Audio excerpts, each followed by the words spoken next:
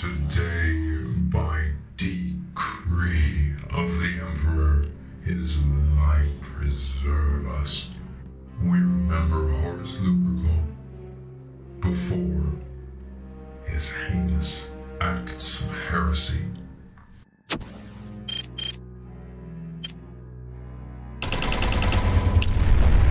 AstartesAssemble. We will remember the following: an introduction to Horus and to his identity, his earliest years on Cthonia, some of the discrepancies in the data around this time in his life, and then we will talk about his joining the Great Crusade. We'll remember Ullanor and its triumphant finish. Nergoi, the Lupercal, even War Master. His honorifics and epithets were as broad and glorious and varied as his exploits were during the Great Crusade.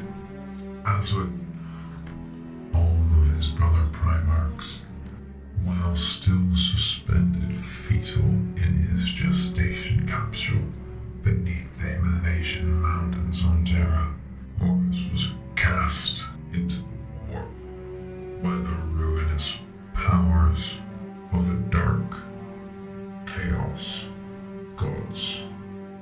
Make no mistake, the Archtraitor is the primary perpetrator of the Emperor, like Illuminum, becoming imprisoned in the Golden Throne.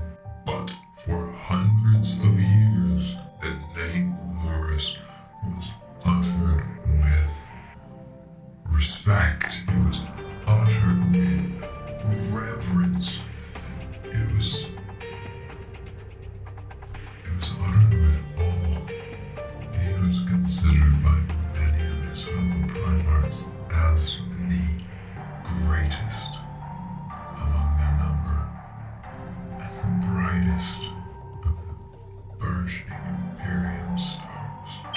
It is commonly understood that Horus's capsule came to land on the mining world of Cthonia, a post-industrial hive-world not far from Terra in the Segmentum Solar.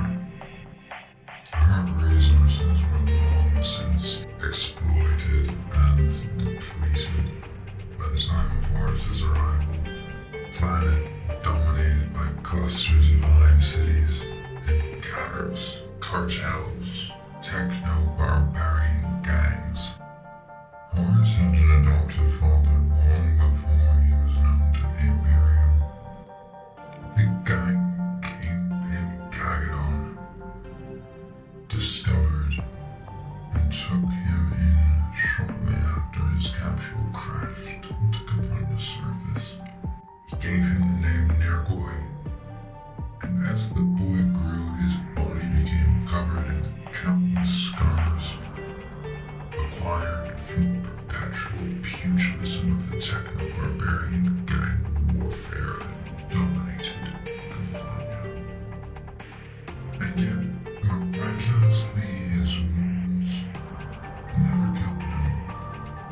They would always heal, however severe, despite him being the smallest and weakest of the gang's number.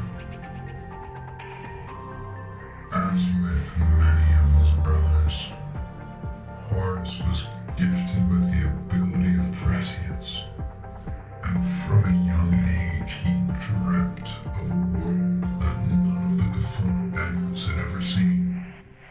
One day, climbing through the Underhive, he reached Cthonia's surface and happened upon a group of Adeptus Mechanicus tech priests excavating and inspecting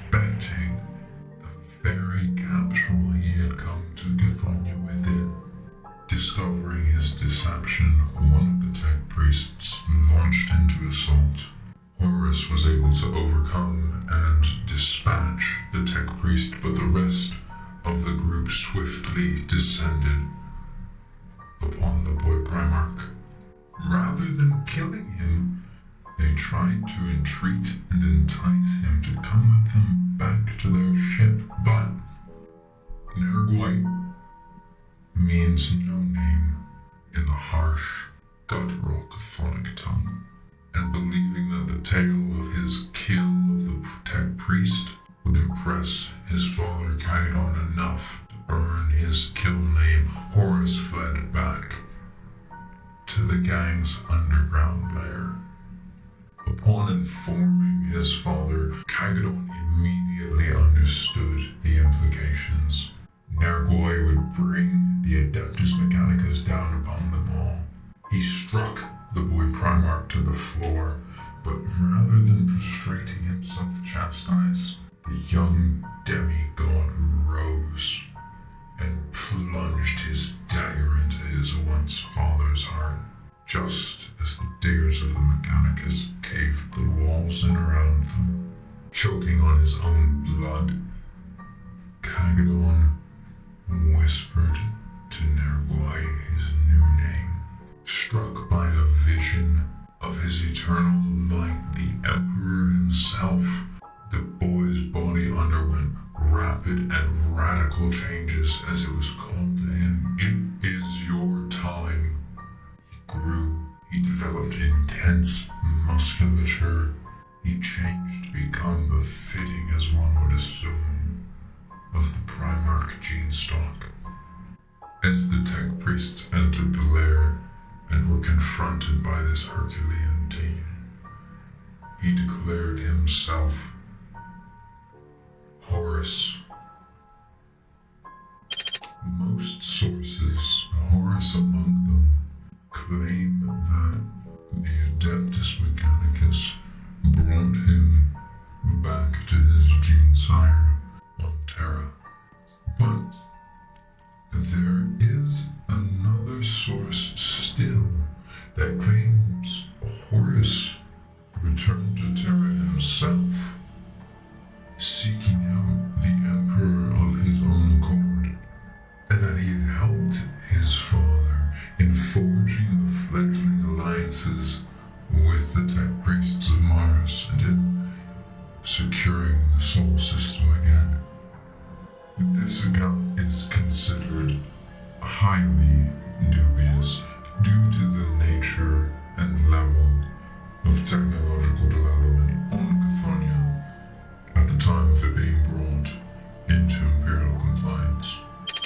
But what is agreed upon by all is that Horus was the first of the Emperor's sons to be reunited with their lord, and that he was unique among their number in being the only Primarch to grow from being a youth into being a man alongside the Emperor. For the first 3 decades of the Great Crusade, Horus and the Emperor fought side by side, blazing trails of conquest across the cosmos. And as such, a deep affinity between the two formed that no other Primarch could boast to hold. The Emperor saved Horus's life at the Siege of Realus.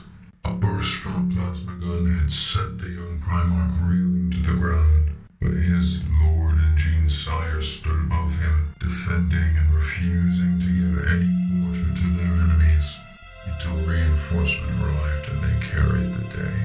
In fact, Horus returned the favor, relieving an orc of his arm whilst it tried to choke the Emperor from behind during a campaign on the world Goro. When eventually the Emperor uncovered the whereabouts of another of the Primarchs, Horus was left at the head of the Principa Imperialis, the Emperor's personal fleet. He was left to continue the crusade in his absence, benefiting from 30 years of direct tutelage and osmotic learning. Horus was perfectly equipped to lead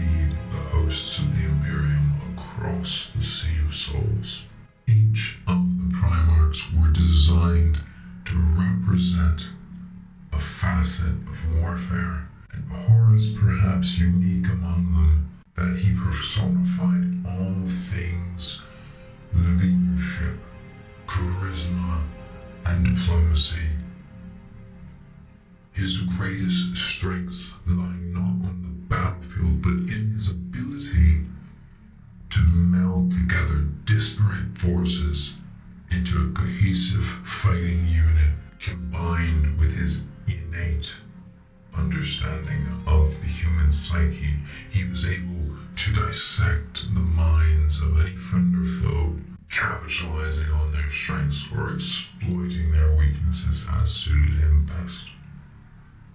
Among all the innumerable victories of the Great Crusade, Ullanor eclipses all. The Orc Empire of Uruk represented the largest concentration of Orcdom humanity had ever encountered, or would encounter until very recently, during the Third War for Armageddon. The defeat and conquering of Ullanor represented the pinnacle and crowning jewel of humanity's quest to reunite her colonies across the void. Over 100,000 Space Marines alongside 8 million Imperial Army troops were deployed to the theater of war. But with all pinnacles and all peaks, from the top you can only go down. To honor and celebrate the immense success at Ullanor, a triumph was held, and Horus appointed to the new post of War Master. With this new station, he was the Emperor's eyes, ears, and voice, his commander-in-chief to lead the great hosts of humanity across the Sea of Souls. The Emperor would retire to Terra and work on projects unknown to the Primarchs at the time.